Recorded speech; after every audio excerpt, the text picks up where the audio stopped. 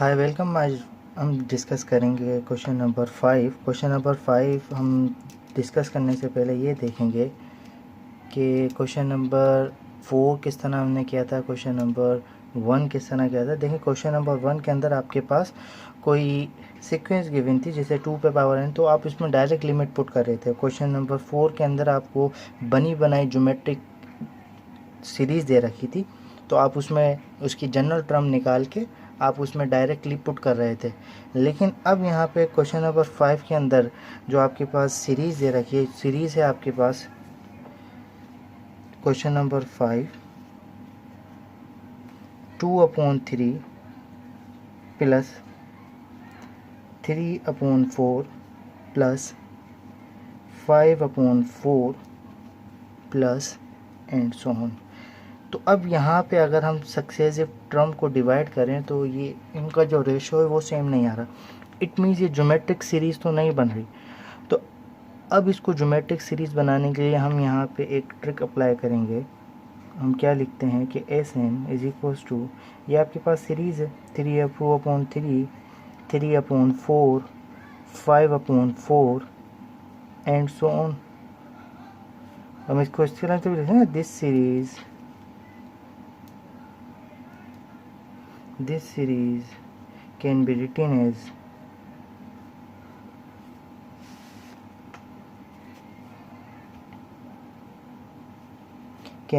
as किस तरह लिख सकते हैं कि S N is equals to 1 minus 1/3। देखिए 1 इसके नीचे कुछ नहीं तो 1 में से 1/3 को माइनस करेंगे क्या बचेगा 3/2। सेम एज इट इज़ 1 में से माइनस करेंगे 1/4 तो क्या बचेगा 3/4 प्लस 1 में से माइनस करेंगे 1/5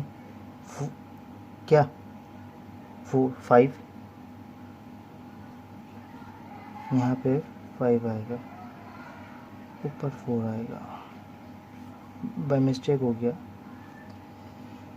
तो यहाँ पे 1/5 आएगा और ये सेम एज इट इज़ चलता रहेगा। तो अब यहाँ पे अब देखा जाए 1 + 1 + 1, अब दो सीरीज़ बन रही है। वो किस तरह बननी है, हम इसको इस तरह भी लिख सकते हैं कि S N is equals to, अगर पहले टर्म लें 1, फिर उसके पास 1, उसके बाद दोबारा 1, इस तरह, तो ये कहाँ तक चलेगा n तक। देखिए अब ये वाली अब देखें इसके साथ भी माइनस है, इसके साथ भी माइनस है, इसके साथ भी माइनस है, अगली टर्म सबके साथ माइनस होगा, तो हम माइनस पहले ही कॉमन ले लेते हैं। क्या बचेगा 1/3 1/4 1/5 एंड सो ऑन। अब यहाँ पे इसकी जनरल टर्म क्या बनेगी, ये तो कहाँ तक जाएगा n तक जाएगा। जितना n रखोगे उतना सम मिल जाएगा। 2 रखोगे तो दोनों को प्लस कर लें 2 मिल जाएगा। तो यहाँ पे इसकी जो जनरल टर्म है वो तो n मिल गई, माइनस इसकी क्या मिलेगी n + 2, क्योंकि नेचुरल नंबर कहाँ से स्टार्ट होगा 1 से। मैं डायरेक्टली यहाँ पे पुट कर रहा हूँ n + 2, क्योंकि देखें अगर n की वैल्यू 1 रखेंगे 1 + 2 1/3, n की वैल्यू 2 रखेंगे 2 + 2 1/4, तो ये इसकी कौन सी जनरल टर्म बन गई। अब आप दोनों तरफ इसकी क्या ले लेंगे, लिमिट ले लेंगे। मैं लिमिट डायरेक्टली ले लेता हूँ, limit n approaches to infinity S N is equals to limit n approaches to infinity n minus n + 2। अब यहाँ पे डायरेक्ट लिमिट अप्लाई करेंगे, अप्लाइंग लिमिट, तो लिमिट, अच्छा डायरेक्ट लिमिट इसलिए अप्लाई करेंगे क्योंकि यहाँ पे कुछ कॉमन नहीं आ रहा ना। जैसे कि हमने 1.4 के अंदर कॉमन लेके कैंसिल कर रहे थे, तो हमने डाइवर्ज होने से बचा रहे थे।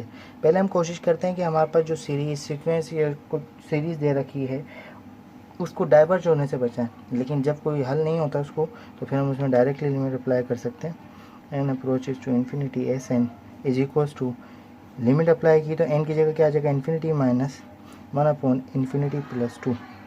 अब देखें यहाँ पे इन्फिनिटी आपको नहीं पता कौन सा नंबर है, तो इन्फिनिटी में अगर 2 प्लस कर दिया तो वो अगेन इन्फिनिटी रहेगा, और इन्फिनिटी किसी भी नंबर से डिवाइड करता है तो क्या हो जाता है, वो पूरी टर्म क्या हो जाती है 0। तो क्या बचेगा इन्फिनिटी माइनस 0, क्या आंसर आया इन्फिनिटी।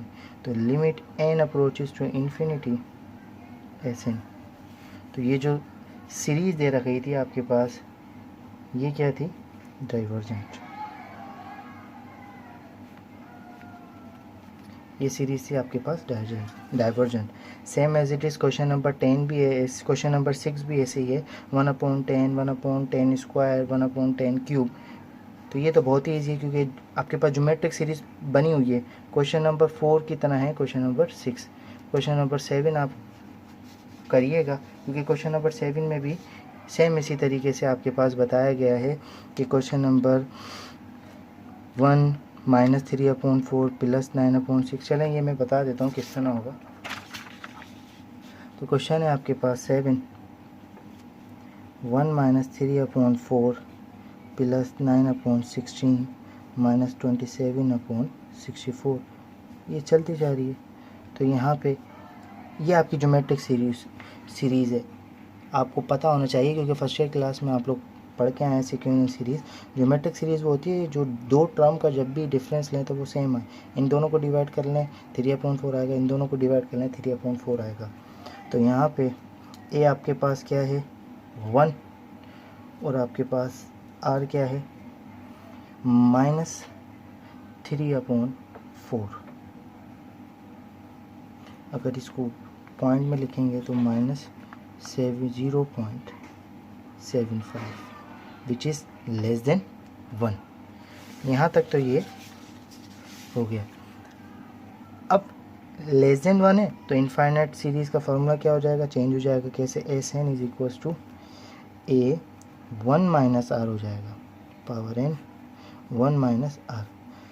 Sn a की वैल्यू क्या है 1 - r कितना है -0.75 में पुट कर देता हूँ, पावर n 1 - 0.75। ये आपके पास हो गया।